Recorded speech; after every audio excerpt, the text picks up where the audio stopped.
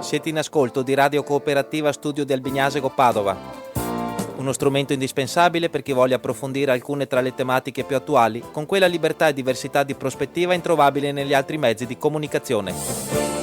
Per realizzare tutto ciò, Radio Cooperativa si avvale della partecipazione in studio di amministratori, membri di associazioni di volontariato, esperti, testimoni e del contributo di coloro per i propri ascoltatori che intervengono in diretta utilizzando il numero telefonico 049 880 90 20 o per gli sms il 345 189 1685.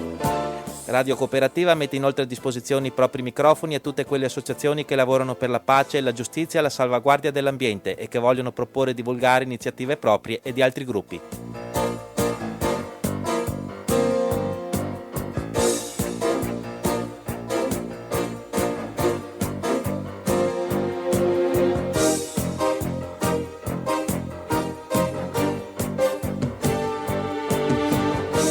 Questa radio trasmette in modulazione di frequenza stereofonica sulle seguenti frequenze locali. Per il Veneto in genere parte di Friuli Venezia Giulia 92700, per Feltre Belluno e dintorni 97150, per Vittorio Veneto e Conegliano 92800, per Est e dintorni 92650 e online in streaming sul sito www.radiocooperativa.org.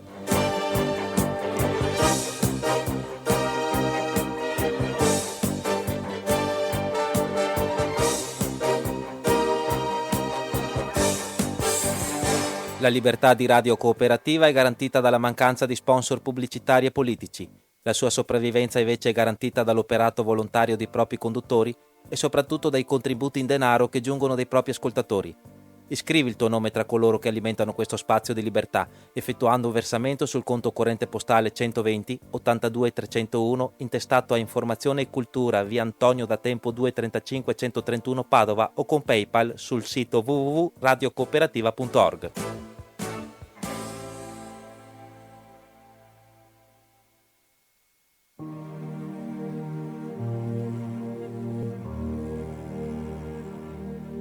Finirà, me l'hai detto tu, ma non sei sincera, te lo leggo negli occhi, hai bisogno di me, forse vuoi dirmi ancora no, ma tu hai paura, te lo leggo negli occhi, stai soffrendo per me, e nei tuoi occhi che piangono mille ricordi non muoiono, perdonami se puoi e resta insieme a me, tra di noi forse nascerà un amore vero, te lo leggo negli occhi, tu lo leggi nei miei.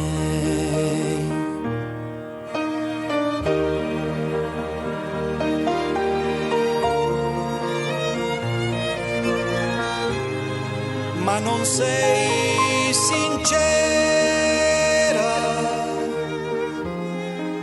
te lo leggo negli occhi,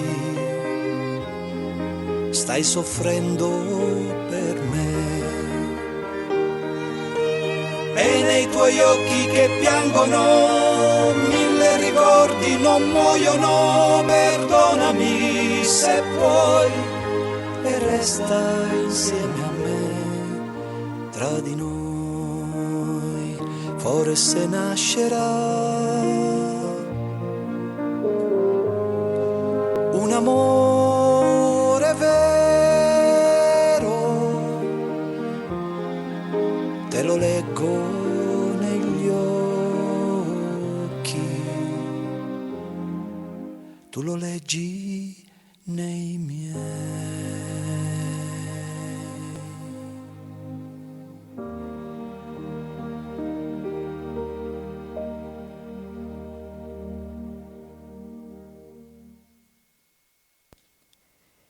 Buona mattinata da Radio Cooperativa, ben sintonizzati sui 92.700 MHz e buon lunedì a tutti gli amici in ascolto da parte di Thomas. Va in onda la trasmissione quindicinale Testi e Pretesti di Roberto Mion, che anche oggi non sarà presente assieme a Francesca, ma che posso finalmente comunicare con piacere che lunedì 18 maggio tornerà ad essere presente con voi qui in studio in diretta a Radio Cooperativa, con la collaborazione tecnica di Francesca, potendo così riprendere in mano le redini della sua trasmissione quindicinale, alla quale piacevolmente ho avuto l'onore di traghettare per il periodo della sua assenza per precauzione sanitaria, tenendo così la porta aperta con una voce in diretta dagli studi di Radio Cooperativa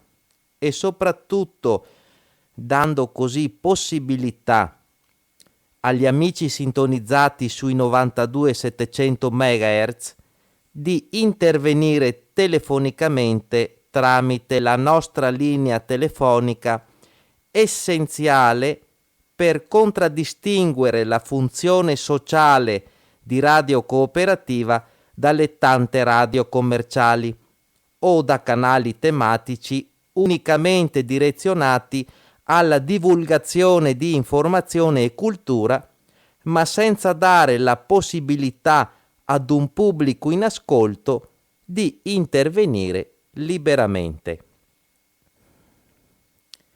Mi sento anche sollevato nel concludere questo ciclo di testi e pretesti in supplenza di Roberto Mion, perché lo stress lavorativo in questi tempi fatti di assistenza alla didattica a distanza, essendo un assistente tecnico informatico in servizio alle scuole superiori e quindi con la preparazione dei dispositivi portatili che, consegnati alle famiglie in comodato d'uso, sembra gli si dia loro affinché i propri figli possano studiare e seguire le lezioni a distanza, specialmente i maturandi, che così possono prepararsi assieme ai propri insegnanti all'esame di Stato, che sta per essere definito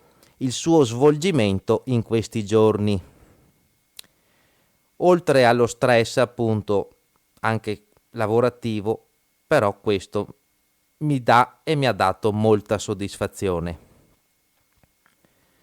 Da oggi, lunedì 4 maggio, è in vigore il nuovo DPCM, cioè decreto del Presidente del Consiglio dei Ministri, emesso il 26 aprile 2020.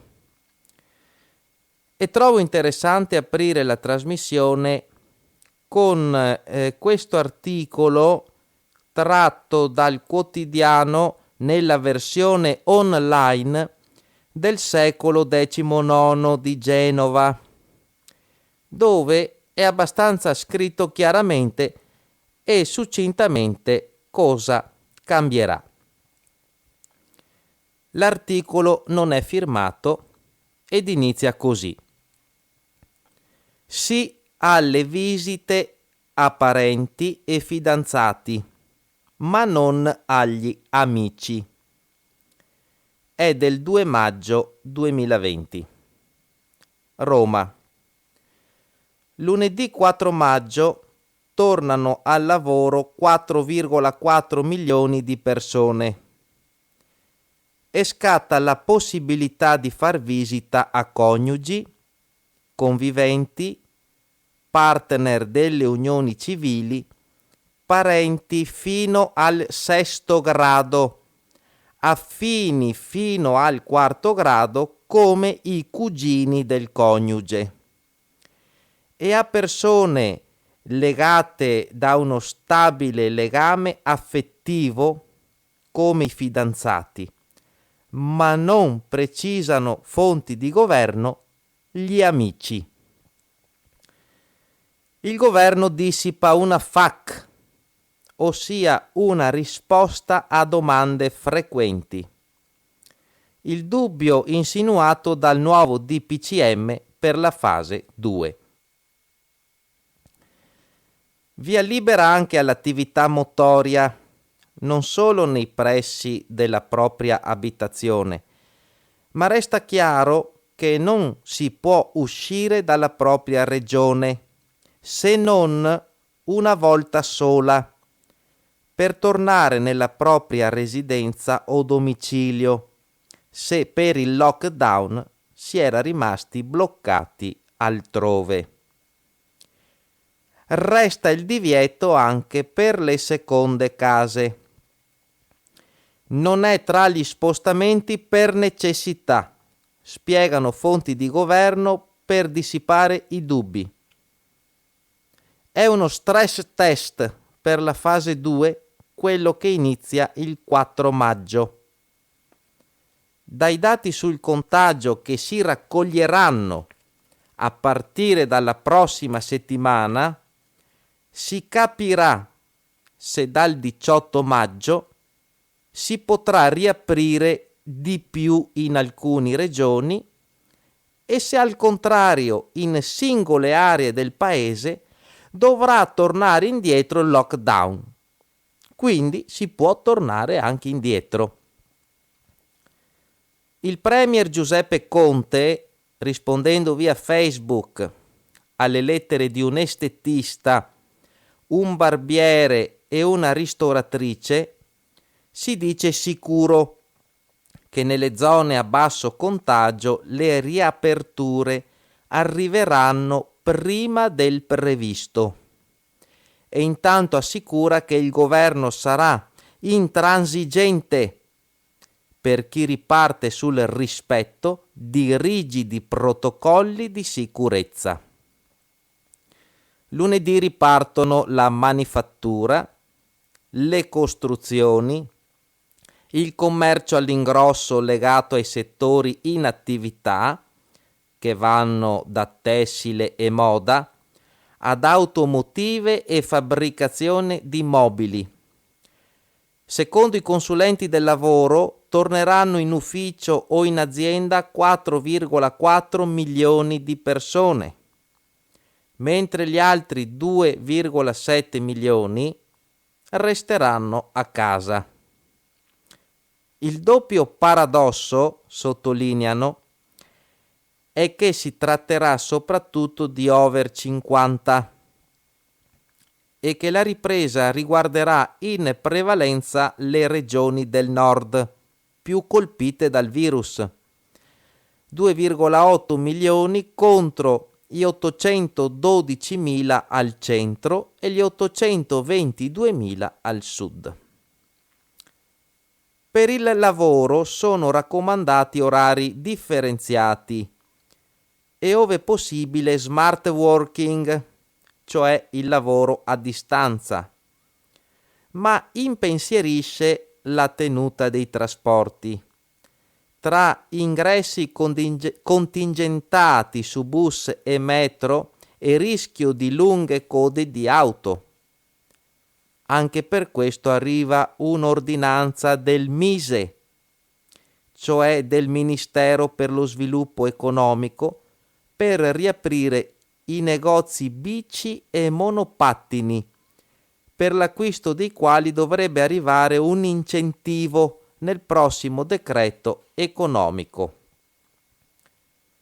Diventano più facili gli spostamenti nella regione e sembrano allentarsi, ma si attendono indicazioni dal Viminale, gli obblighi di autocertificazione. Per chi va al lavoro sarà sufficiente esibire un tesserino e potrebbe non servire per andare a fare sport o al parco. La giustificazione di tutti gli spostamenti ammessi, in caso di eventuali controlli, può essere fornita nelle forme e con le modalità consentite. Si legge sul sito del governo. Il DPCM firmato domenica scorsa dal Premier Conte prevede comunque mascherine per tutti, sia nei luoghi accessibili al pubblico, sia sui mezzi di trasporto. Si possono usare anche mascherine autoprodotte, ma sono esentati i bambini sotto i 6 anni. I bambini possono godere della riapertura dei parchi e delle ville, dove però restano chiuse le aree giochi. Resta comunque il divieto di assembramento, non solo nei luoghi pubblici, ma anche in quelli privati. Ma si può tornare a fare sport e correre anche lontano da casa, ma sempre da soli e tenendo dagli altri una distanza di 2 metri.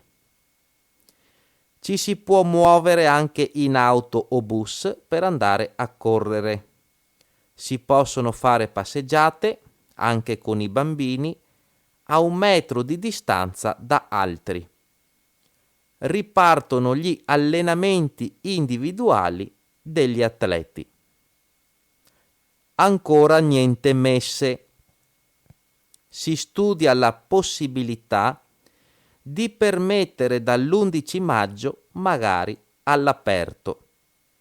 Si possono però celebrare i funerali con un massimo di 15 persone e obbligo di mascherina. E si può andare nei cimiteri. Come per i parchi, anche nei cimiteri deve sempre essere rispettato il divieto di assembramento e, ove non fosse possibile evitare tali assembramenti, il sindaco può disporne la temporanea chiusura. Si legge nel documento di chiarimento del governo.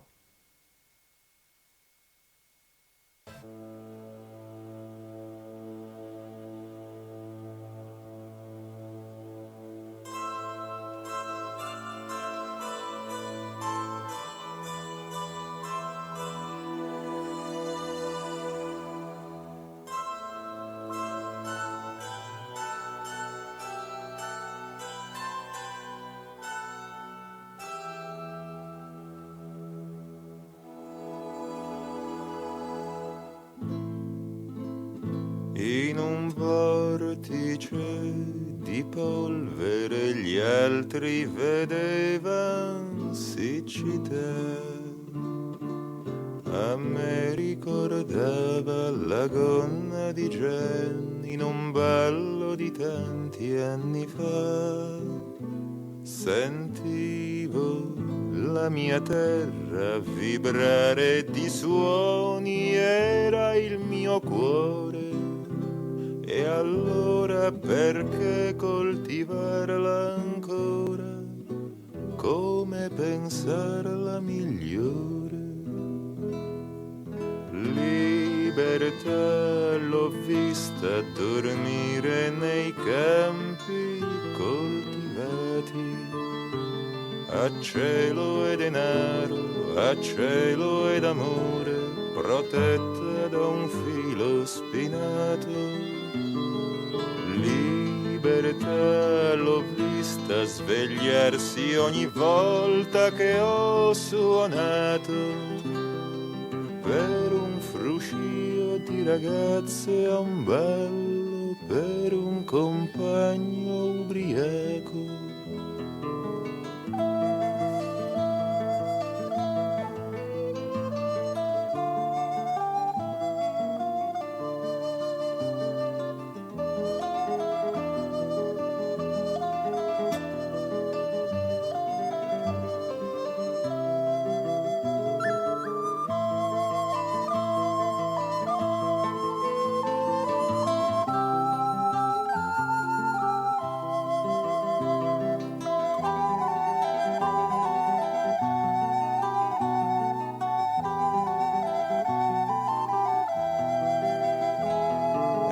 poi se la gente sa e la gente lo sa che sai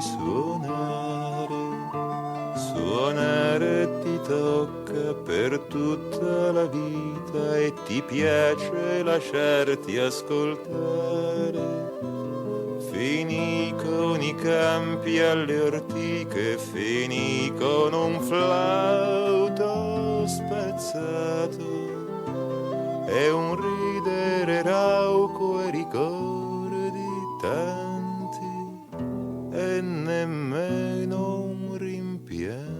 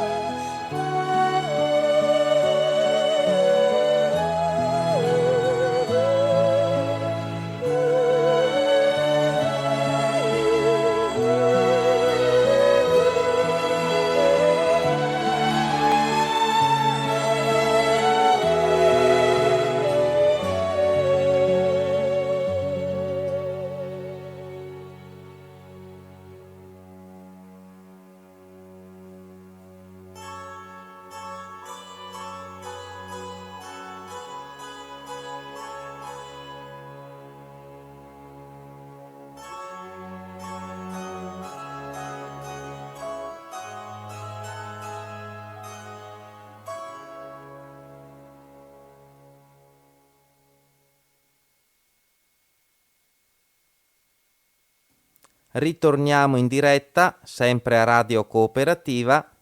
Ricordo per chi si fosse sintonizzato in questi momenti, siamo con la trasmissione Testi e Pretesti e questa non è la voce di Roberto Mion che vi sta parlando, ma quella di Thomas, che lo supplisce nella sua trasmissione quindicinale, ma che lo potrete tornare a riascoltare bensì lunedì 18 maggio.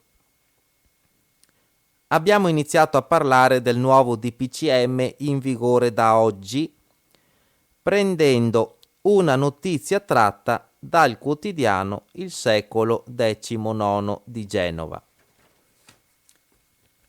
E proprio qui, siccome la trasmissione dal titolo Testi e Pretesti, vorrei descrivervi in un mio racconto, che vuole essere un racconto tipo di un'esperienza che può essere valida o interpretabile per ognuno di voi sul tema della libertà, in sicurezza si intende, ma sempre libertà.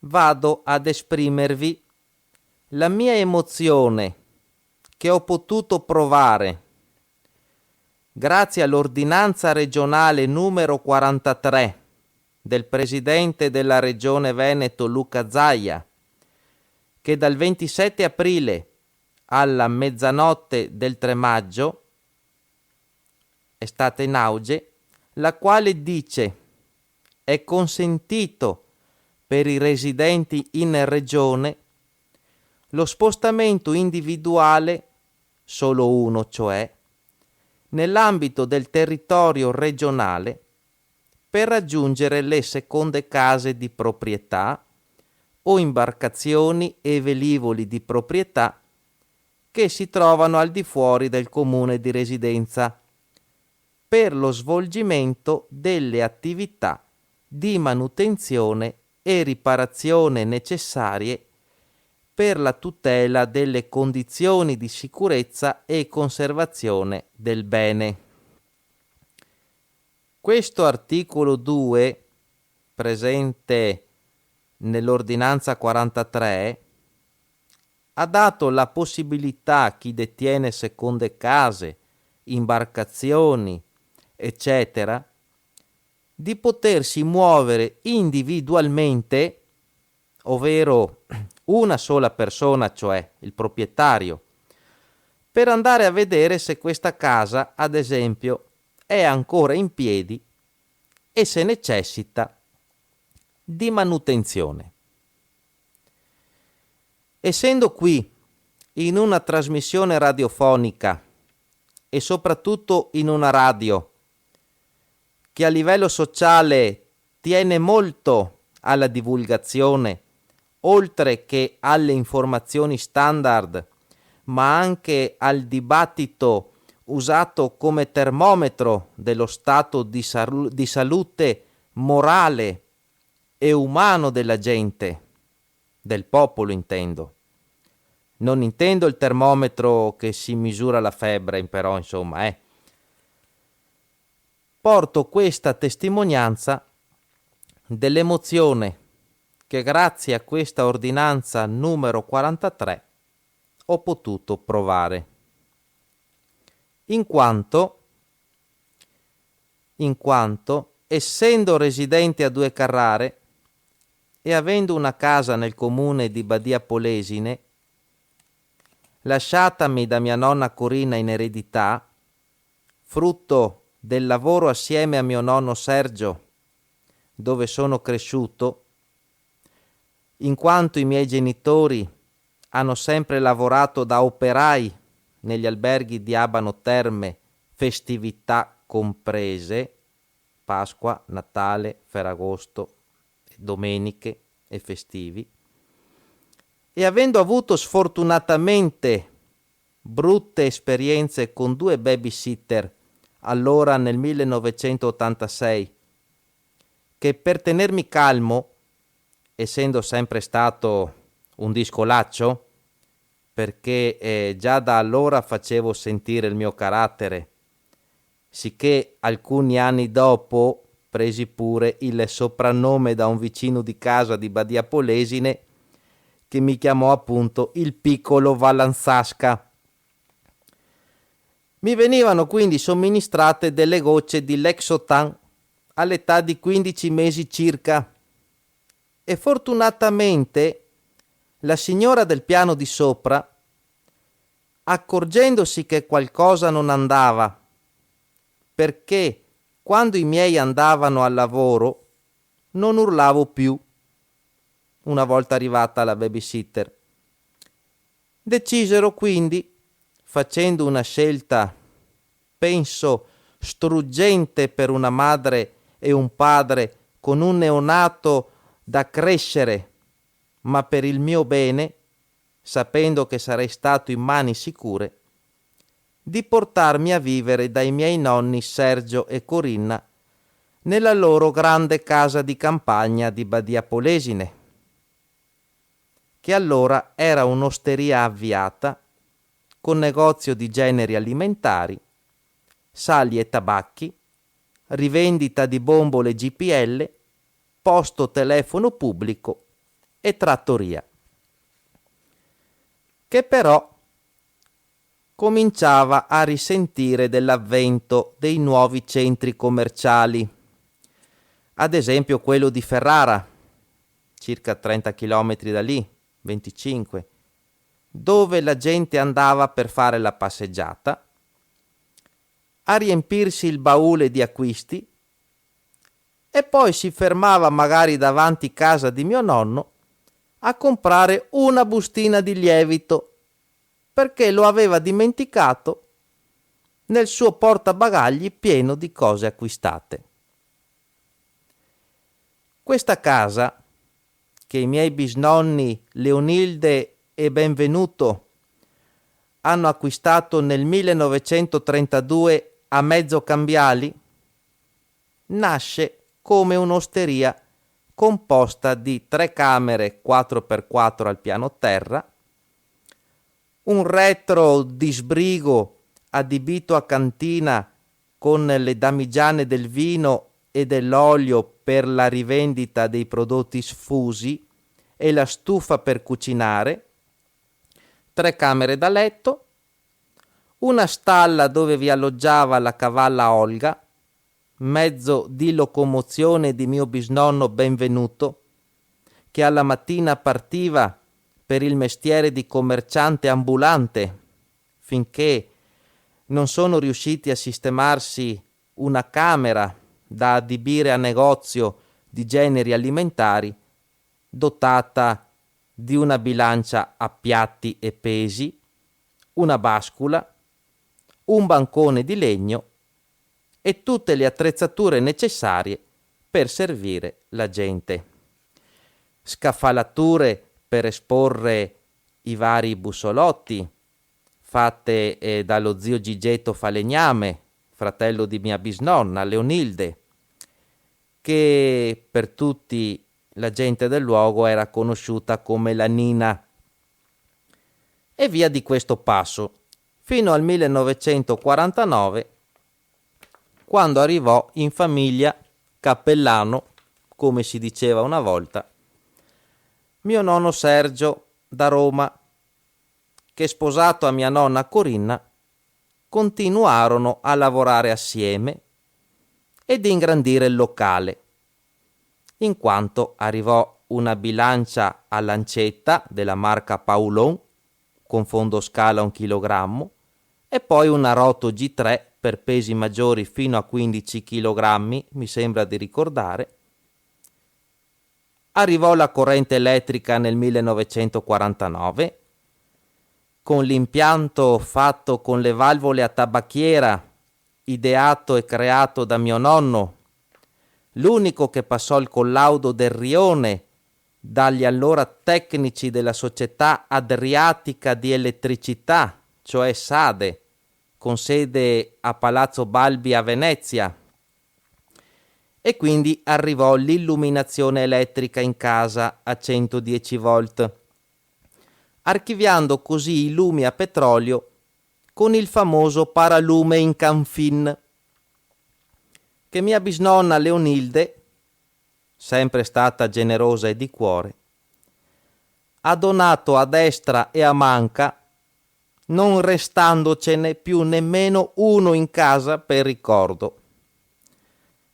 Arrivò quindi il macina caffè elettrico, archiviando il macinino a mano, così i clienti potevano usufruire del caffè macinato e consegnato loro in un cono inimitabile, che faceva mio nonno con una maestria, con una carta ultimamente che ricordo di colore rosa, senza nessun pezzetto di scotch o nastro adesivo, e da dove non usciva nemmeno un granello di polvere di caffè.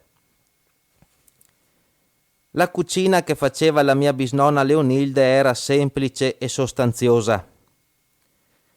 Era rimasta vedova nel 1952 di suo marito Benvenuto, in quanto, essendo richiamato nella guerra d'Africa, prese la malaria e per lui fu letale il suo organo punto debole, che era il fegato, e così questo piano piano si seccò e tra tanti dolori, invocando il quadro del Nazareno, che è il Sacro Cuore di Gesù, che solitamente si tiene sul pianerottolo della scala delle case rurali, con un lumino o una lampadina accesa, spirò addormentandosi da una iniezione di morfina che ancora conserviamo la fiala vuota all'interno del suo comodino in fianco al letto dei bisnonni.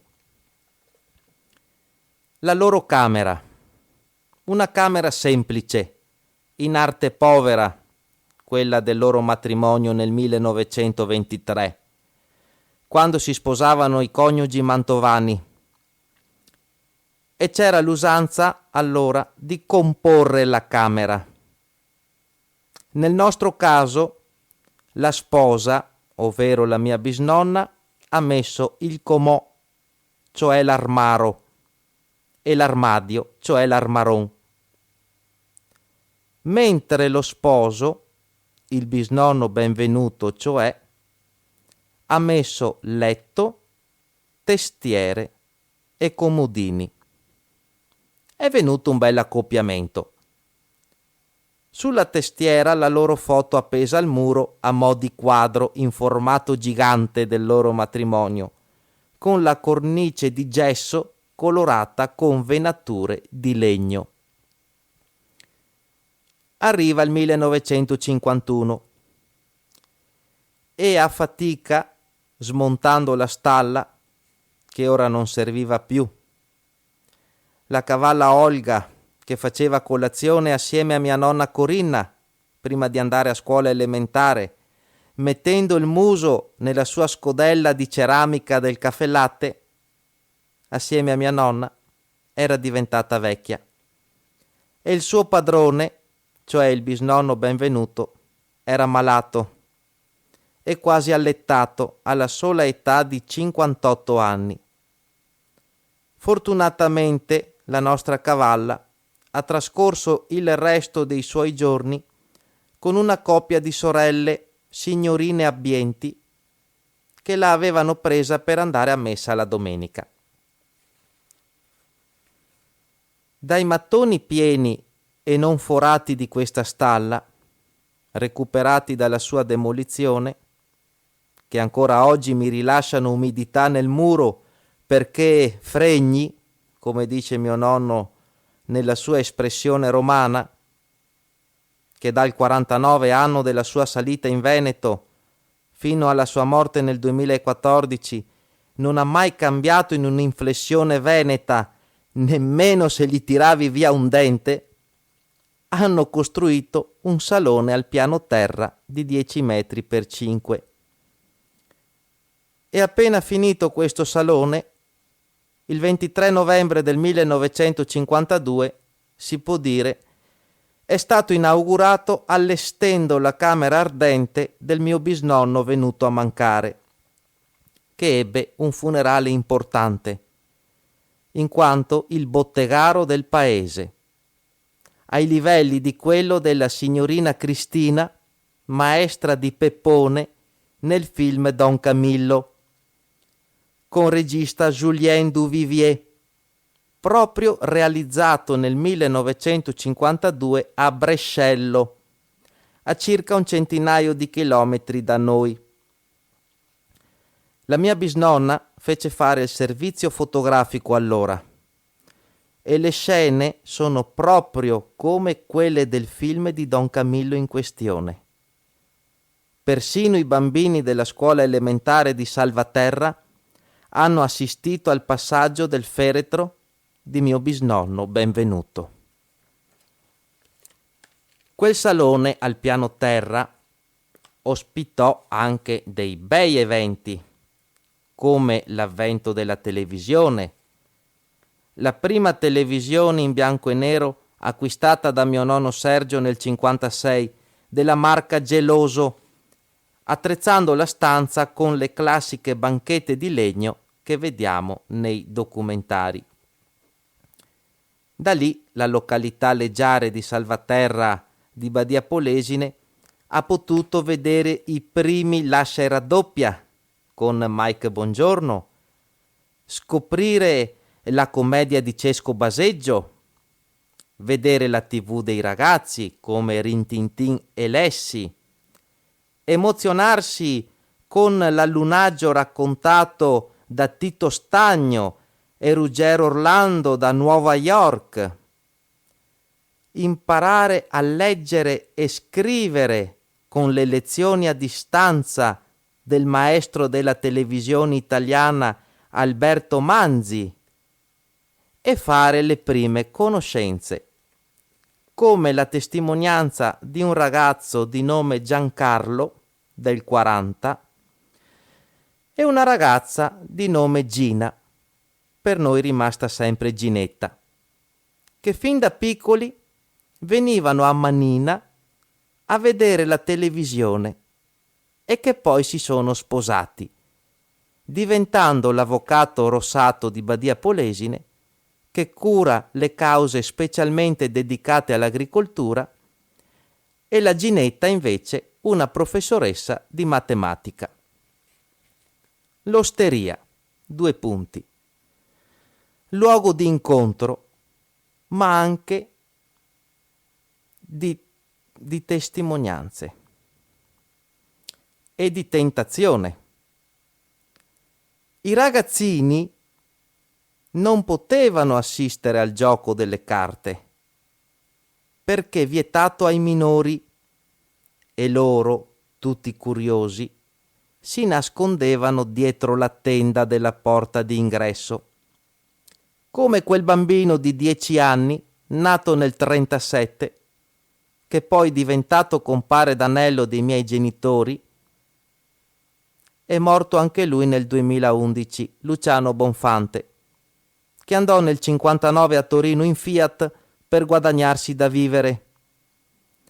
E lui, dalla curiosità di imparare il gioco delle carte, si sporgeva troppo dalla tenda e la Nina, la mia bisnonna, se ne accorgeva e con fare benevolo gridava a lui e agli altri: «Andate via, via da qui, via!» E loro si allontanavano con timore, ma si sentivano ancora di più provocati nel tornare a spiare. Alla domenica, per gli agricoltori in riposo dalla campagna, che facevano un tour de force giocando a briscola, conzina, 3-7 col trionfo e altri giochi delle carte, dalla sua stufa a legna zoppas la mia bisnonna Leonilde tirava fuori per tutti trippa e coradina e ombre di buon vino, oltre a qualche mangiata di baccalà che mio nonno Sergio andava a battere con il martello prima della messa in ammollo sull'incudine dei favari vicini di casa.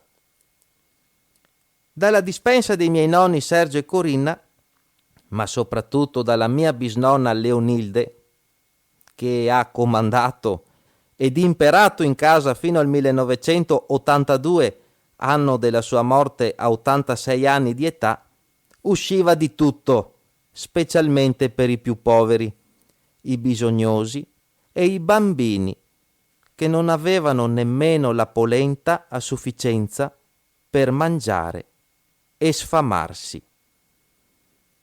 Le caramelle che mi dava la Nina. Ah, quella volta la Nina mi ha mandato a casa le tagliatelle in brodo a pranzo per me e la mia famiglia, che nel giorno di Natale non avevamo niente. Sono esempi di testimonianze ancora dei bambini diventati adulti nel 1982 davanti al suo feretro, nel giorno del suo funerale. Arriva il 1957.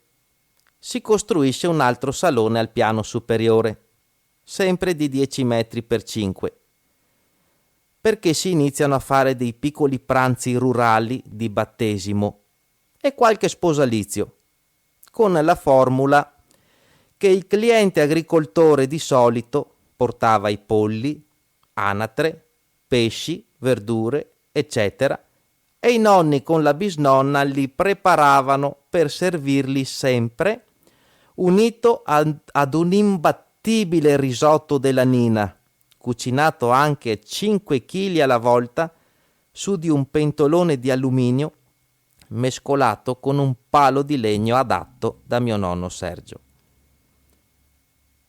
Arriva il momento della tanto famosa stanza da bagno, come accennato dall'ascoltatore Bibi in un suo intervento radiofonico che si parlava della stanza da bagno. Da noi per prima è arrivata la vasca da bagno, poi il lavandino e water e infine il bidet. Tutto in sequenza. Un bagno si può dire fatto in cascata. Non vi dico il gozzoviglio di tubi zincati che ci sono di giunta tra un sanitario e l'altro. A vista. Siamo nel 1960 e arriva l'acqua potabile. La nostra pompa a muro fatta con una leva ad andata e ritorno viene mandata in pensione. Pensate, pescava l'acqua da una profondità di 22 metri sotto il suolo e bisognava farla decantare perché era gialla, in quanto nella zona del Polesine è presente il metano nel sottosuolo. Un tale Gino Ferron, operaio della fornace con forno Hoffman, Crivellari e Zebini, di fronte al campo di casa nostra, sempre squattrinato, una volta terminato il suo turno di lavoro e arrivato da noi all'osteria, andava di dietro in cantina, dove c'era questa famosa pompa, e tirava, beveva metaforicamente quasi 2 secchiate di acqua fresca, per poi venire al banco del bar ed ordinare un quarto di vino. La miseria è sempre stata miseria. Poi nel 1965 arriva il garage, che grazie ad un'amica di famiglia, segretaria dell'allora notaio Cavarzere, una tale Maria Vazzoler, amica di famiglia anche di Mario Patrese, papà del corridore Riccardo Patrese, che allora abitavano in via Altinate a Padova, riesce a far costruire il garage in linea con la casa, interpretando un cavillo di legge perché già allora, nel 1965, la burocrazia cominciava ad incalzare e quindi dentro questo garage ad essere ospitata arriva una Fiat 1100 H lusso a coda di rondine di seconda mano, ma la prima grande macchina, il primo grande amore di mio nonno sulle 4 ruote. Arriva il 1966, mese di agosto, e si installa finalmente il riscaldamento a nafta nera, con una bella caldaia azzurra fiammante di marca Buderus, quando la nafta nera costava 16 lire al litro. È il boom economico. Il postino, quando entrava da noi, con i ghiaccioli al naso d'inverno, di ghiaccio, si riprendeva dicendo: «Ah, che paradiso!»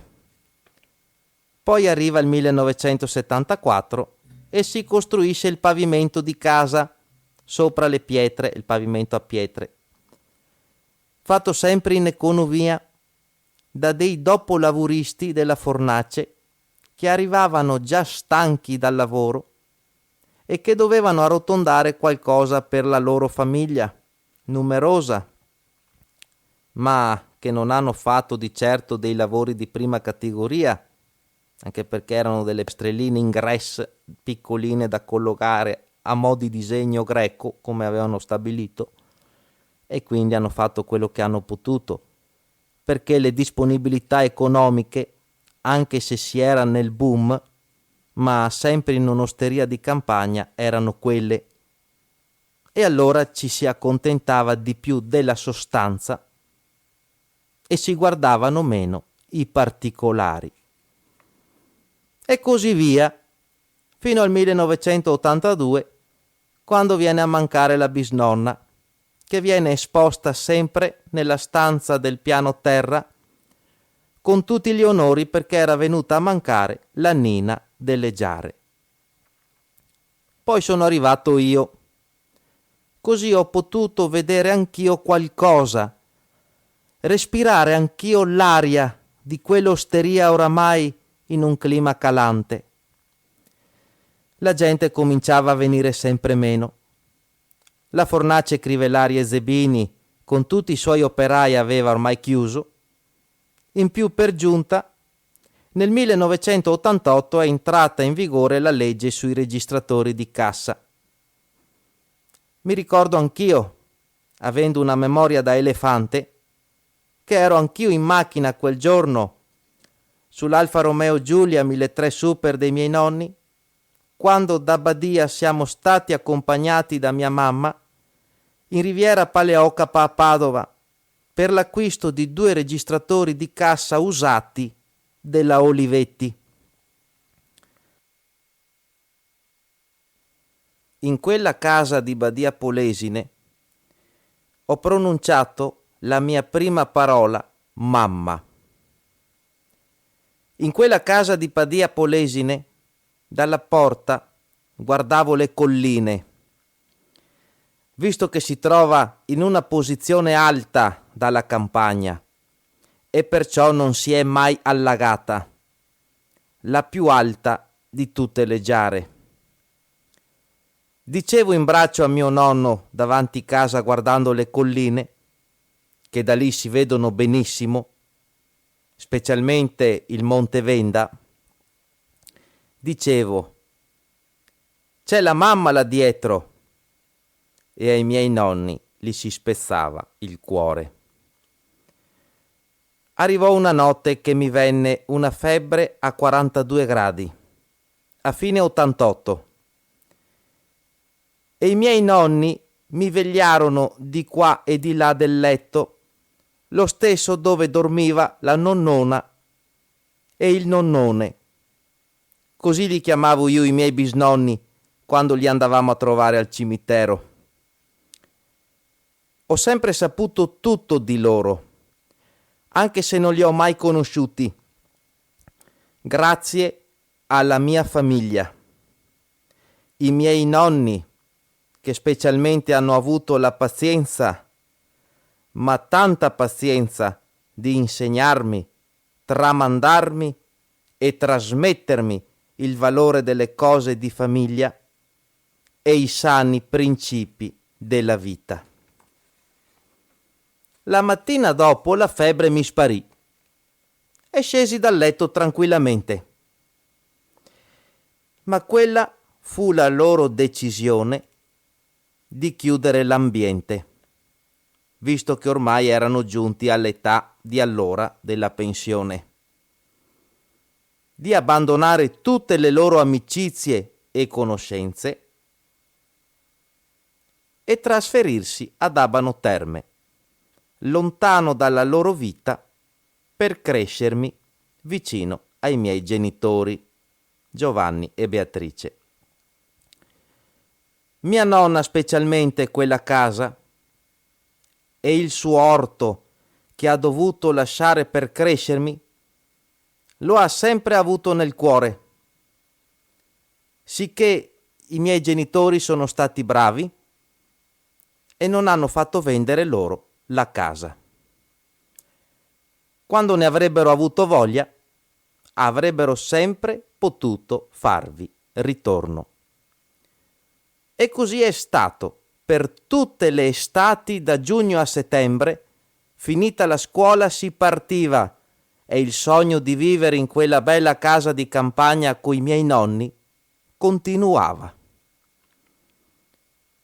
Ora i nonni non li ho più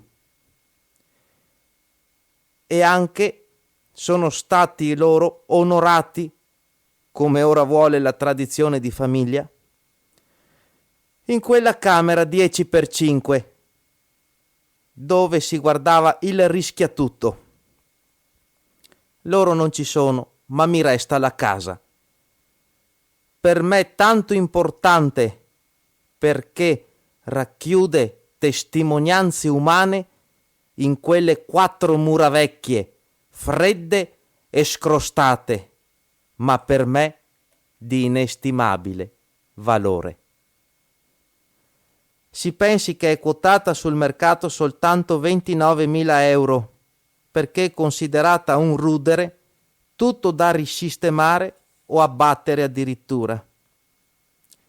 Per me invece è una reggia di tanti momenti semplici e felici, ma anche di meno felici, però fa parte della nostra vita.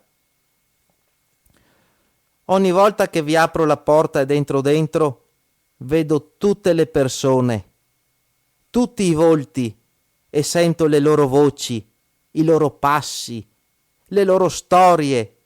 Sento lo scorrere della vita di tutte quelle persone che sono state là dentro in quella casa e che hanno animato l'ambiente, cioè hanno portato dentro qualcosa di loro, parte della loro essenza. Per me quella casa è un tempio, un inno alla vita. Io sto facendo il possibile con i miei 1.100 euro al mese per portarla avanti, sperando un domani di trovare una persona sensibile capace ancora di emozionarsi, che possa piacere vivere a contatto con la natura e con l'essenza delle cose. Ma per colpa di uno stramaledetto virus e di un DPCM, dal 26 marzo non ho più potuto andare a vedere se questa casa era in piedi e se aveva l'erba alta da tagliare e se ci pioveva dentro. Grazie all'ordinanza numero 43 del presidente Zaia, che cita: è consentito per i residenti in regione lo spostamento individuale nell'ambito del territorio regionale per raggiungere le seconde case di proprietà o imbarcazioni o velivoli di proprietà che si trovano al di fuori del comune di residenza per lo svolgimento delle attività di manutenzione e riparazione necessarie per la tutela delle condizioni di sicurezza e conservazione del bene, ho potuto andare a vedere la mia casa, che mi ha lasciato la mia nonna Corinna con tanto amore, frutto del sacrificio assieme al nonno e bisnonni, e vedere se aveva bisogno di manutenzione. Ho spazzato per l'intero pomeriggio mosche e mosconi morti per terra, pulito il muro che si sfoglia facendo la farina bianca, dovuto all'escursione termica, tolto ragnatele a destra e manca, levato dai balconi i nidi delle vespe muratore che fanno il loro nido con dei bozzoli di fango, e poi andare a mettere un fiore sulla tomba di famiglia del cimitero di Salvaterra dove riposa mia nonna e i nonnoni. Quella casa mi costa 700 euro di IMU all'anno, oltre al fermo del contatore della luce di 50 euro ogni 2 mesi senza mai alzare la leva, perché una legge di qualche governo bianco fa, non votato dal popolo, ha deciso così per le seconde case. Oltre che a pagare 180 euro all'anno di tassa sui rifiuti senza buttare via nulla, nemmeno una bottiglia di Coca-Cola, perché lavoro a Cittadella e mi è impossibile di andare in pianta stabile in quella casa, ma che adesso però mi abbiano privato della libertà di andare a vedere se è in piedi o no, per me è stato davvero terribile. L'emergenza sanitaria è stata grande, è vero, è ancora in atto, ma non si può bloccare tutto così. Abbiamo bisogno di ripartire, sempre con le dovute sicurezze, ma di ripartire. La mia preoccupazione è che l'ordinanza di Zaia numero 43 è scaduta alla mezzanotte di oggi e nel nuovo DPCM del governo non è per nulla chiaro se si possa andare a fare manutenzione nelle seconde case che ne necessitano. Ma grazie alla nuova ordinanza ripartita subito nella regione Veneto è ancora possibile ciò fino al 17 maggio, sempre grazie all'intervento del presidente della regione Luca Zaia. Sempre in sicurezza, ovviamente, di salute. Questa era solo la storia di un insignificante numero che è sulla faccia della terra, di un granello di sabbia nel mondo di nome Thomas, a testimonianza che ognuno di noi è una persona a sé, ricca di emozioni, di sensazioni, di dignità e di vita da vivere, con un vissuto, ognuno alla propria maniera. Un vissuto da storie ed emozioni da raccontare, che non possono assolutamente perdersi nella scialba omologazione del genere umano, venendo considerati come numeri, come bestie da marchiare con un timbro o qualcos'altro di elettronico. Riallacciandomi al pensiero espresso da Don Albino nella lettura dei giornali di ieri mattina, il quale afferma di essere molto perplesso di fronte a questo obbligare tutti ad essere sotto certe forme tecniche di controllo che collegano tutto il resto e che intervengono direttamente addirittura sui messaggi delle persone. Queste cose qua, secondo me, guai se passa questo tipo di mentalità. Anch'io sono d'accordo su questo settore delicatissimo. La vita non è fatta soltanto di regole imposte. La vita è fatta di sentimenti e di rapporti. Non si può tagliare la vita così. Difatti, questo racconto narratovi come se fosse un capitolo di un dilettante scrittore allo sbaraglio che, scrivendo una propria biografia della famiglia realizzata in un contesto narrativo e che vi ho dedicato in questo lunedì mattina, spalancando le porte dei miei sentimenti e del mio cuore, era incentrato sul far rivivere una casa di campagna con le sue mura scrostate e i travi di legno come solaio, ma con la sua gente che vi ha vissuto all'interno con dignità. La quale casa non ho potuto andare a vedere se era ancora in piedi in questo periodo di 1 mese e mezzo, avendo inoltre quell'angoscia di sapere che non sei libero di andare quando vuoi tu.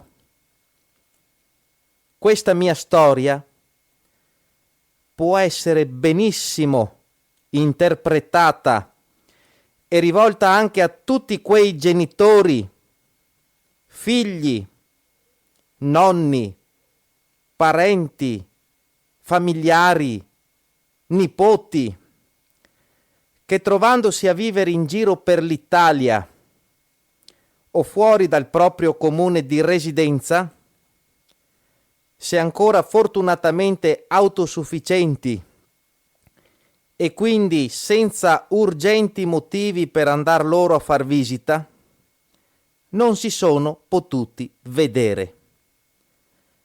Con la carezza di quella trasmissione di affetto e di calore umano che aiuta a vivere quando esiste una relazione e quindi un incontro tra persone.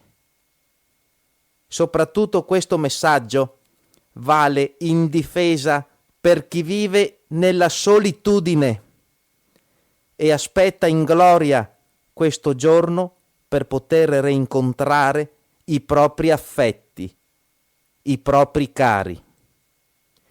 Non ho detto di riabbracciare, visto il momento che stiamo vivendo, sia chiaro, ma di reincontrare.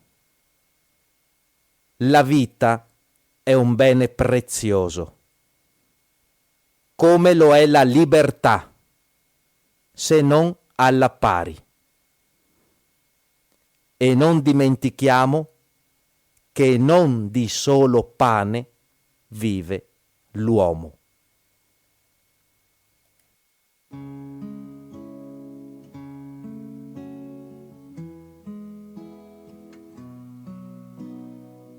Ho visto gente sola andare via, sai, tra le macerie e i sogni di chi spera.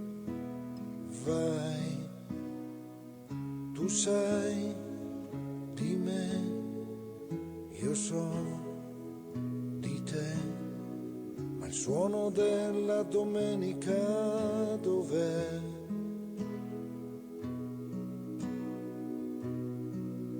mio paese, vedo fiorire il grano a braccia tese verso l'eternità, il mio paese.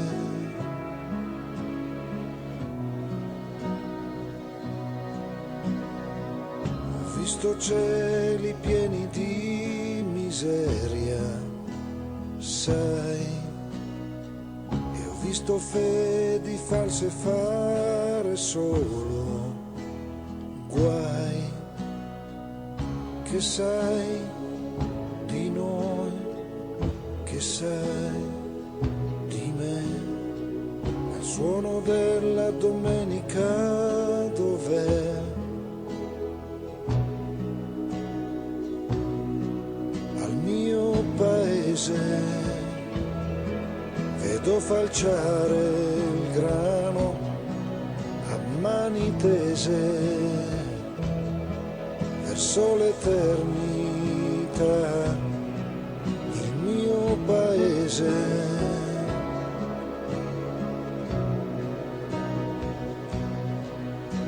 Ti lascerò un sorriso, ciao, ciao, e rabbia nuova in viso, ciao, ciao, la tenerezza che, ciao, ciao, fa il cuore in gola a me. Al mio paese è ancora giallo il grano a braccia tese verso l'eternità, il mio paese.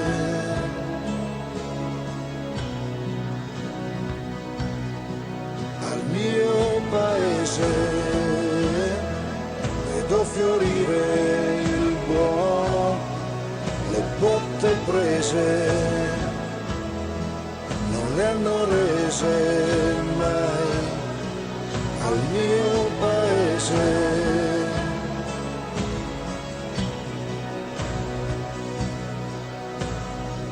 Che suono fa la domenica da te?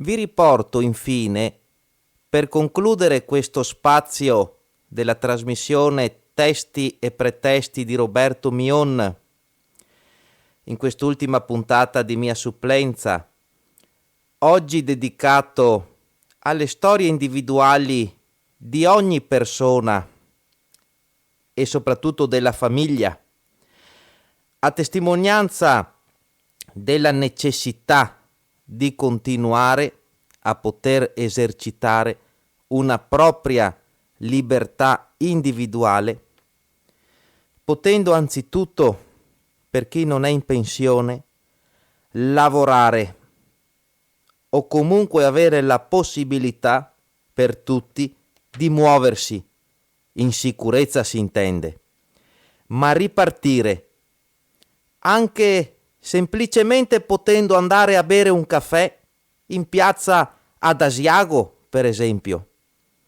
piuttosto che a Venezia, oppure, perché no, in centro a Bottrighe. Oh, se uno vuole andare là. Io ci sono stato all'età di 3 anni al funerale della zia Maria, che era la moglie del fratellastro del mio bisnonno benvenuto, Piero. Per noi è il Poro Pero.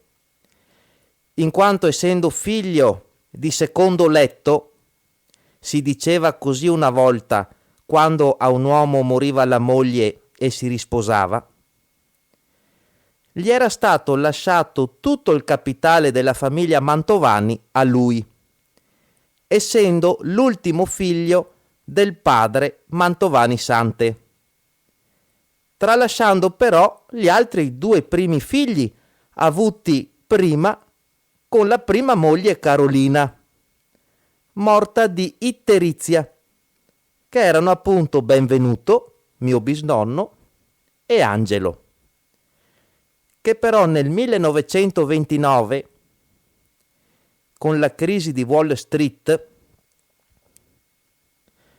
fecero una balla a fondo di vino, in quanto con il capitale lasciato al Poro Pero, prima del 29 ottobre del 1929, quel famoso venerdì nero, poteva comprarci una casa. Ma il giorno dopo, cioè il 30 ottobre, non gli restava che metaforicamente prendersi una bicicletta. Ma lui non ne aveva colpa. È sempre stata una degna persona, come la moglie del resto che ha sposato, appunto la zia Maria. Nei nostri ricordi di famiglia e per chi lo abbia conosciuto, si è sempre sentito dire così. Appunto, durante questo funerale nel 1988, già allora la mia sensibilità particolare, che per questo anche scomoda a terze persone a volte, mi aveva fatto notare che sulla cassa della zia non c'era nemmeno un fiore, dicendo a mia mamma questo. E lei prontamente mi ha accompagnato dal fioraio durante la funzione religiosa in corso, naturalmente nella chiesa di Bottrighe. Per poter quasi lanciare in braccio a lei, perché non ci arrivavo, questo mazzetto di fiori al passaggio del suo feretro all'uscita della chiesa. Pensate a tutti i morti di coronavirus ora, senza avere avuto una degna officiatura. E quindi nella mia persona potrei anche andare a bere un caffè là, a Bottrighe, perché no? Portando un soldino al barista di quella località che ha diritto di lavorare e vivere anche lui. Vado a leggervi quindi un articolo pubblicato sul Mattino di Padova di venerdì 1 maggio 2020 del giornalista Francesco Bei, con un'intervista a Massimo Cacciari, che porta il seguente occhiello e titolo: il filosofo e politologo, virgolette, il coronavirus sarà un incredibile acceleratore della trasformazione. È come nel 1929, ma questa volta il cambiamento riguarda l'essenza del capitalismo. E dal titolo Cacciari. 2 punti. Attività e persone, la crisi stravolgerà tutto quanto. Di Francesco Bei. Questo articolo a pagina 3 di venerdì 1 maggio 2020. Il coronavirus come formidabile acceleratore di una gigantesca trasformazione del capitalismo, una rivoluzione che investirà in maniera irreversibile il lavoro e determinerà non solo il destino personale di milioni di persone, ma la stessa possibilità di sopravvivenza della democrazia. Di fronte alla pandemia, il filosofo Massimo Cacciari osserva questo 1 maggio senza lavoro come l'alba di una nuova era, gravida di incognite e pericoli per il mondo come l'abbiamo conosciuto finora. Domanda: non possiamo che iniziare dall'Organizzazione Mondiale del Lavoro. Dicono che 1,5 miliardi di persone, la metà degli occupati del pianeta, potrebbe perdere i propri mezzi di sussistenza a causa del Covid. È questa la dimensione della crisi che stiamo vivendo? Cacciari. È come nella grande crisi del 1929, solo che stavolta stiamo assistendo un cambiamento profondo dei rapporti di forza all'interno del capitalismo e tra capitale e lavoro. Ci sono settori distrutti e altri, come il sistema dei big data, che sarebbero dei volumi di dati che gestiscono informazioni su tutti noi, e l'e-commerce, che è il commercio online, che stanno realizzando guadagni strepitosi. Il gioco prevede vincitori e vinti. Domanda: gli sconfitti chi sono? Cacciari. Non c'è dubbio che la crisi del coronavirus abbia portato alle estreme conseguenze tendenze già in atto da tempo. Si è rivelata come un formidabile acceleratore della trasformazione del lavoro e della sostituzione della attività umana più meccanica con la tecnologia. La velocità del cambiamento è tale che rende quasi impossibile governarlo e dirigerlo. Quale politica è in grado di farvi fronte? Domanda: appunto, la democrazia non rischia di restarne schiacciata insieme al lavoro? Cacciari. C'è da temerlo. Se in pochi mesi in Italia raddoppia il numero già alto dei disoccupati, si pongono problemi sociali ed economici gravissimi. Si impone l'esigenza di immaginare interventi assistenziali poderosi. Il reddito di cittadinanza, nonostante tutte le critiche, si è dimostrato un'idea necessaria perché la tendenza è quella. Domanda: è possibile che almeno una parte di questi milioni di lavoratori si possa reimpiegare nei settori della cura alla persona, nella scuola, nella sanità? Cacciari. È quello che va fatto. Ma se vuoi permettere alle persone di reinventarsi nel campo dei servizi, ti devi porre il problema delle risorse, di come fare ad accompagnare in questo percorso chi deve cambiare strada. Domanda: il pasto non è mai gratis. Lo Stato si può indebitare senza limiti? Cacciari. Ovviamente la risposta è no. Quindi il passo successivo è chiedere qualcosa in più a quei settori industriali che sono sulla frontiera di queste innovazioni e ne stanno traendo legittimi e grandi profitti. Domanda: il problema è come tassarli e sono quasi tutti all'estero? Cacciari. Infatti deve essere l'Unione Europea a lottare senza indugio contro i paradisi fiscali, a partire da quegli stati canaglia dentro i suoi confini. Se non c'è un sistema fiscale equo, all'altezza della sfida che viviamo, non ne usciamo. Domanda: lo Stato come ne esce dalla crisi? Cacciari. Parliamoci chiaro. Se si può sperare che l'emergenza sanitaria finisca presto, le trasformazioni innescate saranno perenni. Tra queste, lo Stato sarà spinto ad assumere una fisionomia decisionista autoritaria. Domanda: il lavoro e i sindacati che fine faranno? Cacciari. Stiamo assistendo, in corpore vivi, a un esperimento di scomposizione totale dell'organizzazione del lavoro. È la nascita del lavoro virtuale, con il lavoratore che resta a casa sua, ma così lavora il doppio e costa all'azienda la metà.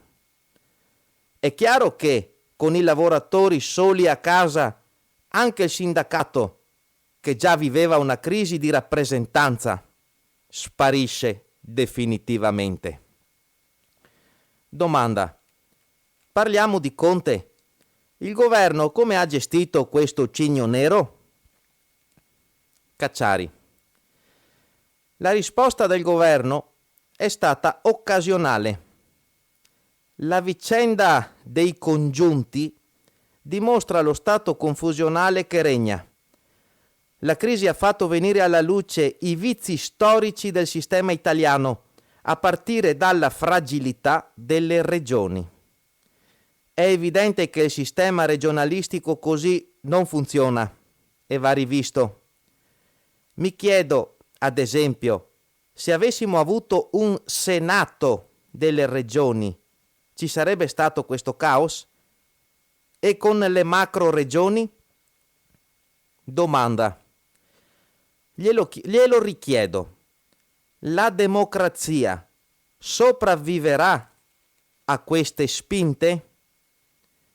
Cacciari: dipende. La politica deve mettersi gli stivaloni magici del gatto e dobbiamo tutti sperare che si metta a correre davvero, perché se non ce la fa sarebbe l'infarto delle democrazie liberali e già si vedono i modelli che riscuotono più consenso. La Cina e la Russia sono davanti a noi. La sfanghiamo se tutti i leader europei diventano consapevoli del rischio. Domanda: altrimenti? Cacciari: altrimenti finiamo lì.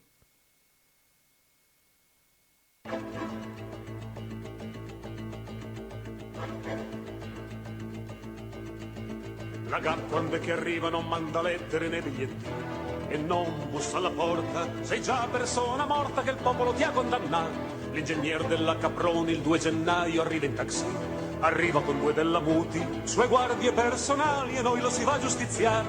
Beltrà di corda a cordo con i tedeschi stava a smantellare la fabbrica, le macchine spediva tutti in Germania dei gruppi. E per salvare le macchine han fatto sciopero generale. Il capo reparto Trezzini ed altri 7 operai le han messe a San Vittore. È stato l'ingegnere a far la spia ma la pagherà. Ci tiene tutti sott'occhio il povero Trezzini e gli altri li han fucilati. Adesso tocca a lui la gamba spenta sotto ad un semaforo che segna proprio rosso e addosso si mette a sparare. Esce Giovanni spara, però prima gli grida e il nome del mio popolo, ingegnere che mi ammazzo con le tue guardie d'onore. In fabbrica fanno retate, torturano gente, non parla nessuno. E 30 operai deportati li chiudono nei vagoni piombati dirette da Cau. E il 23 di aprile i tedeschi vanno a minare la fabbrica. Vogliono farla saltare in aria prima di ritirarsi, piuttosto che lasciarli in mano ai liberatori. Ma gli operai sparano, difendono la fabbrica e salvano le macchine che sono il loro pane e molti si fanno ammazzare. Adesso siamo liberi, nella fabbrica torna il padrone. Arriva un altro ingegnere, stavolta però è partigiano, Brigata Battisti, partito d'azione. Ma ecco il primo sciopero, c'è un gran licenziamento, è stato l'ingegnere a cacciare gli aquili rossi che la fabbrica aveva salvato. Sta guerra di liberazione, domando di cosa ci arriverà. Ingegneri, padroni e capi, sono tutti democratici, ma noi ci hanno licenziato, addosso ci hanno sparato, in galera ci hanno sbattuto, ma allora per noi operai la liberazione è ancora da fare. Allora per noi operai la liberazione è ancora da fare. Ma allora per noi operai la liberazione è ancora da fare.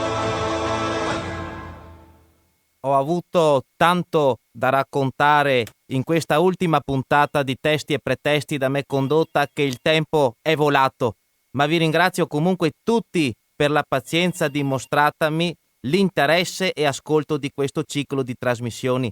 Questa è stata una mia testimonianza in quanto ci stiamo perdendo nell'individualismo forse nemmeno voluto da noi, ma rincalzato da questo distanziamento sociale. 049 880 90 20. Siamo in diretta a Radio Cooperativa. Pronto? Ciao Thomas, Ciao Elide. sono Elide Ciao Elide. e parlo oggi 4 maggio 2020. Dunque hai fatto un racconto, guarda, che lo devi come si dice, a tenerlo per tanti anni, in modo che fra 20-30 anni lo dirai che io sì, ero presente quel giorno nel tuo racconto. Io c'ero. Sono un po' emozionata perché sono cose, guarda, anche quando che Ruggero Orlando diceva qui a New York parla Ruggero Orlando, cioè sono cose che io le ho vissute e purtroppo adesso viviamo in questo tempo qua, però guarda, hai decifrato la tua famiglia proprio nel perfetto dei modi, capisci? E mi hai molto emozionato, sai Thomas, sono emozionata, ecco. Grazie. Comunque sono cose, avendo passato una seconda guerra mondiale, sono cose che abbiamo vissuto nella povertà, eccetera, come hai detto, però oggi come oggi stiamo ancora vivendo una cosa terribile che speriamo che presto vada finita, però in che maniera? Sì. Col doppio morti della guerra, diciamo, no? Questa qui è una pandemia che non ci voleva perché noi avevamo già una vita abbastanza dura, no? Per certi quel modo, no? Però adesso è una vita un po' così, insomma, si vive per vivere e basta. Già a livello sociale non era un granché, adesso anche prima del Covid. Lo so. Comunque Thomas, guarda, io spero che la terrai sta registrazione. Io adesso ho 92 anni, ne ho passato di tutti i colori, però speriamo che per il prossimo, le prossime diciamo, persone che verranno potranno vivere qualcosa di meglio, ecco. Grazie. Ti mando un abbraccio a te e tutto il mondo, sai. Un abbraccio a tutto il mondo che ne ha bisogno. E tutta Radio Cooperativa. A partire I da tuoi Radio nonni, Cooperativa. i tuoi bisnonni e tutti. Ciao Thomas, Elide. sempre grazie, sai di quello che Grazie fai. Elide, Sei buona un grande. giornata. Sei un grande, ciao. 1,70 m senza attacchi. Ciao. Grazie Elide di San Donà di Piave. E sì, questo con il mio messaggio di oggi spero si possano risvegliare le coscienze della gente che ormai sta perdendo i propri sentimenti e di far loro riscoprire il senso di fratellanza e la solidarietà, che ne abbiamo molto bisogno in questi tempi di solidarietà. 049 880 90 20. Pronto? Pronto? Sì. Ciao Thomas, sono Roberto. Oh, Roberto Mion. Sì, ti telefono, porto via, non ti voglio portare via del tempo, che hai tanta gente che ti vorrà salutare. Comunque volevo farti tanti complimenti per la trasmissione, per gli argomenti appunto che hai toccato, perché tu sai che hai nominato tra gli ultimi, qui nell'ultimo pezzo, Massimo Cacciari, che è il mio, l'avrai sentito, che è il mio filosofo di riferimento. Di ispirazione. Insomma, io lo nomino spesso e poi il racconto tuo è stato bellissimo, in quanto che lì c'è tutta la povertà e tutta la grande fortuna che può avere un uomo mettendo insieme appunto la povertà dell'esistenza individuale che può nel caso tuo aver avuto la fortuna di avvenire, perché in quella povertà per modo di dire, perché poi era una povertà che non si moriva di fame letteralmente, ma era contornata da una ricchezza di spirito. Ecco, e che era consustanziale proprio alla ricchezza che ne è venuta fuori da che cosa? Dal rapporto delle persone, e questa individualità delle persone, pur confrontandosi con i temi di carattere generale, con i temi della comunità di Cacciari, a cui si riferiva Cacciari, e che noi sempre dobbiamo tenere presente, cioè l'individualità, la persona, saremo come delle maschere, abbiamo la persona e i problemi sociali sono insieme, legati insieme, insomma, e tu li hai ben raccolti oggi, li hai ben fatti vedere oggi.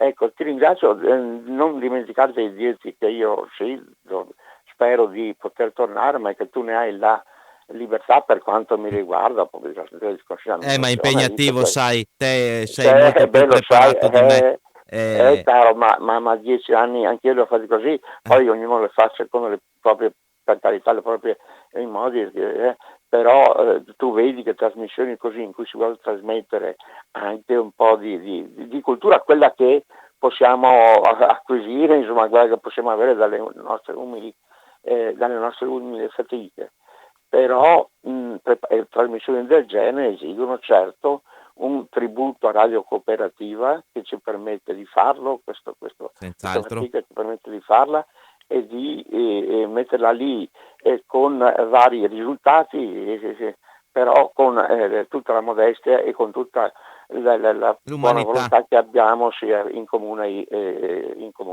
E quindi lo sai perché te l'ho detto, quella breve telefonata che mi hai fatto, che tu ne hai sempre la possibilità di capitare, basta, a me fa piacere ascoltare ancora tanto quello che hai da insegnarmi ancora, va bene? Bene, grazie, ciao, grazie, ciao. Bravo, grazie. E buon ritorno lunedì 18 grazie, maggio con testi e pretesti. Ci sentiamo, speriamo di sentirci. Senz'altro. Grazie. Ciao Roberto.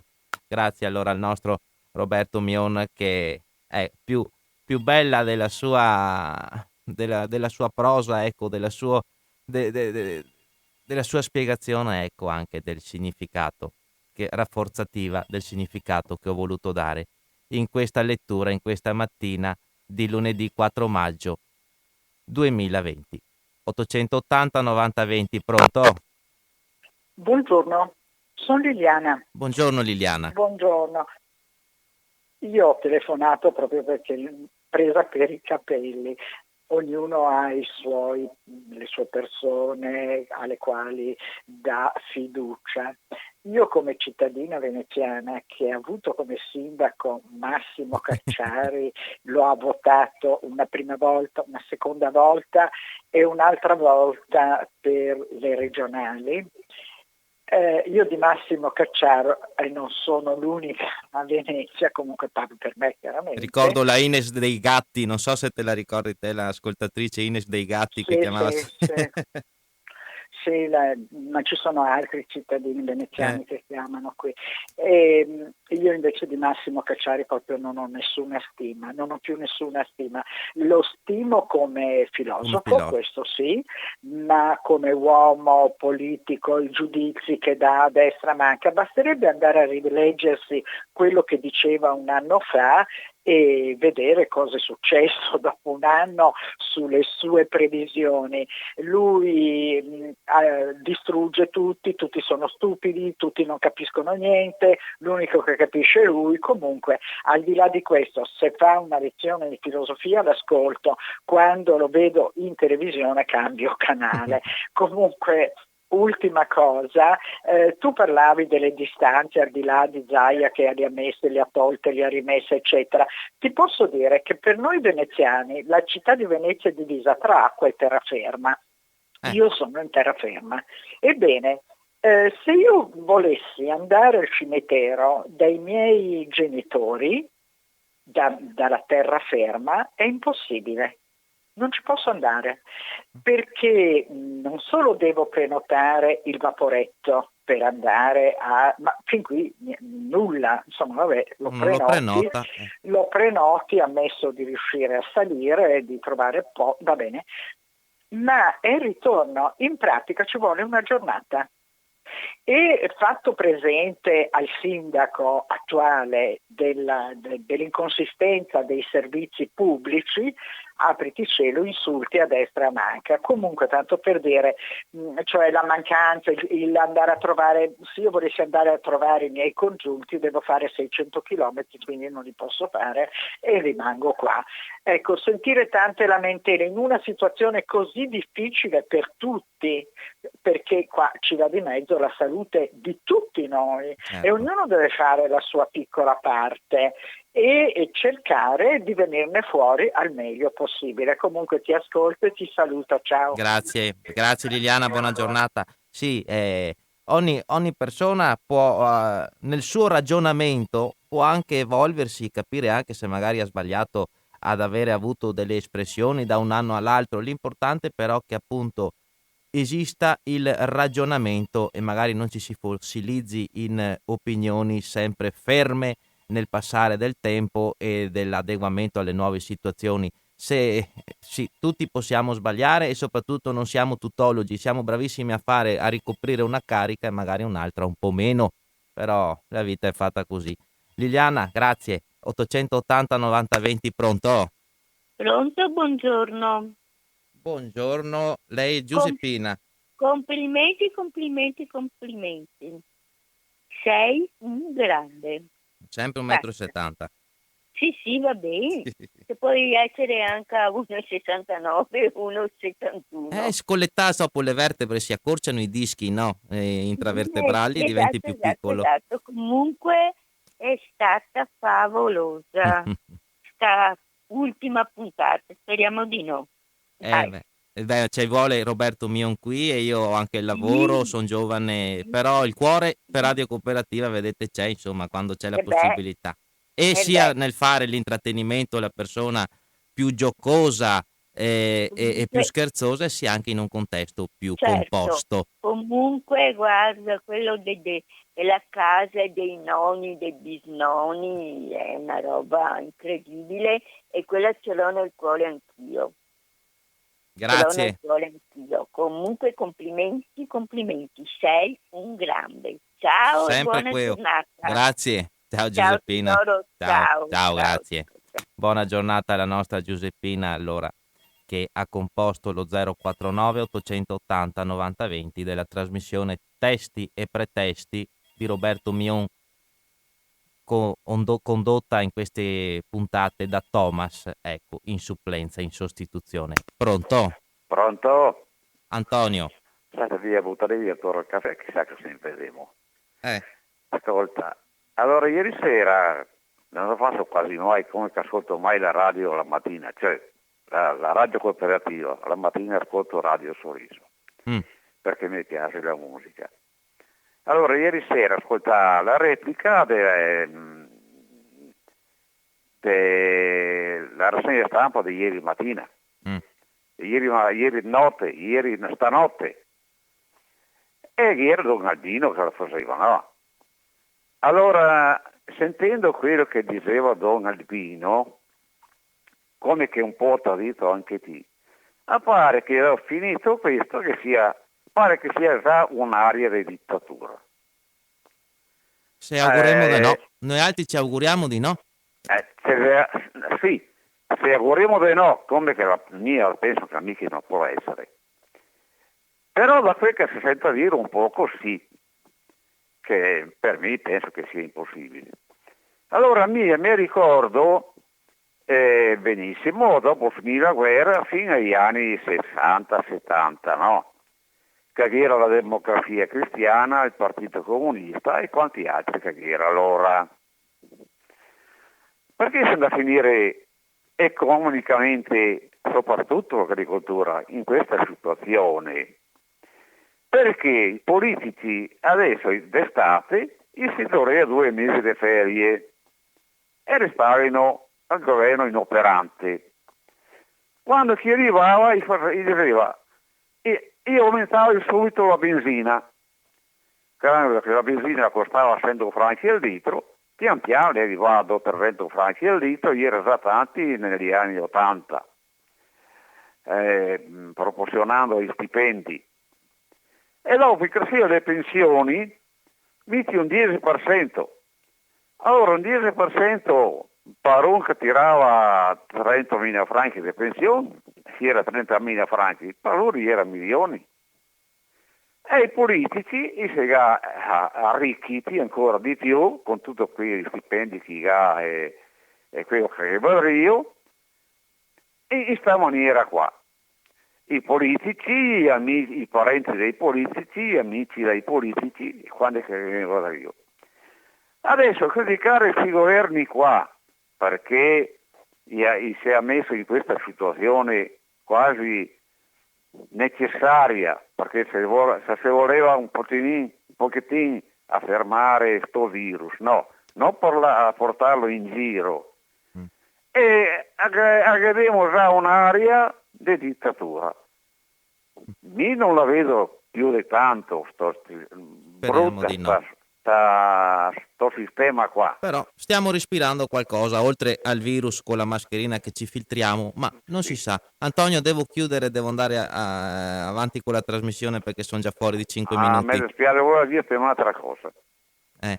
Prima di questa storia qua, ogni domenica era le sorti delle stragi del sabato sera, quando che i ragazzi andavano fuori a ballare o a divertirsi alle 11 della sera e la mattina sono imbriaghi e drogati. Adesso passata questa storia qua, riprenderà ancora la stessa faccenda.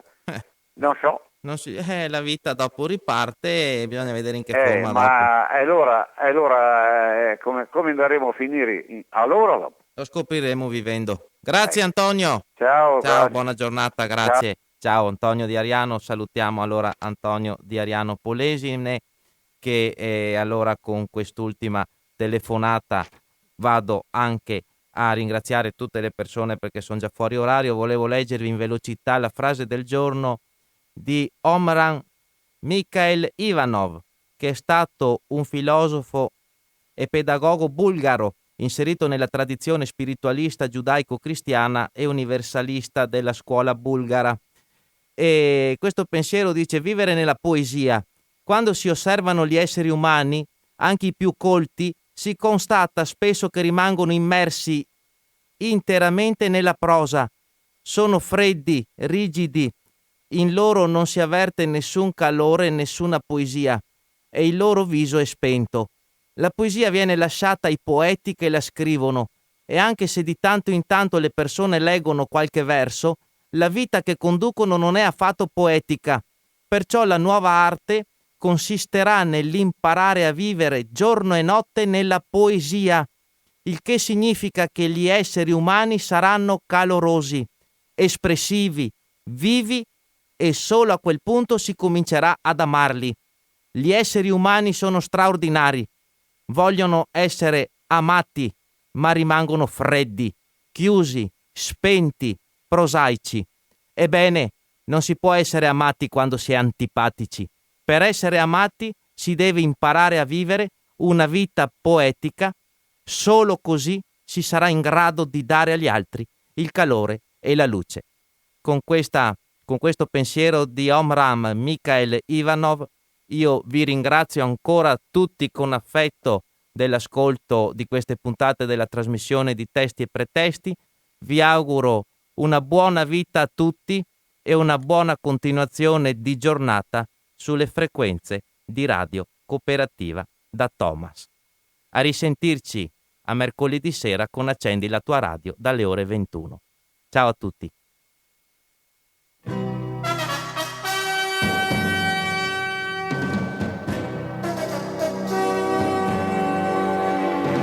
Dove credi di andare se tutti i tuoi pensieri restano qui? Come pensi di amare se ormai non trovi amore dentro di te? Con tante navi che partono, nessuna ti porterà lontano da te. Il mondo, sai, non ti aiuterà, ognuno al mondo è solo come te e me. Dove credi di andare se il tempo che è passato non passerà mai? Povere le tue notti se tu le spenderai per dimenticare. Il mondo non è più grande di questa città, gente si annoia ogni sera come da noi.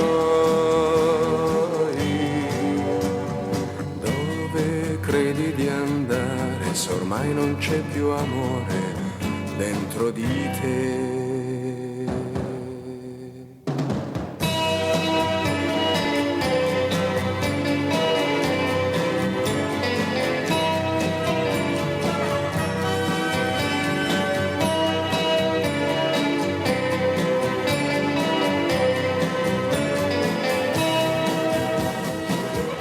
Tante navi che partono, nessuna ti porterà lontano da te. Il mondo, sai, non ti aiuterà, ognuno al mondo è solo come te e me. Dove credi di andare se il tempo che è passato non passerà mai? Povere le tue notti se tu le spenderai per dimenticare.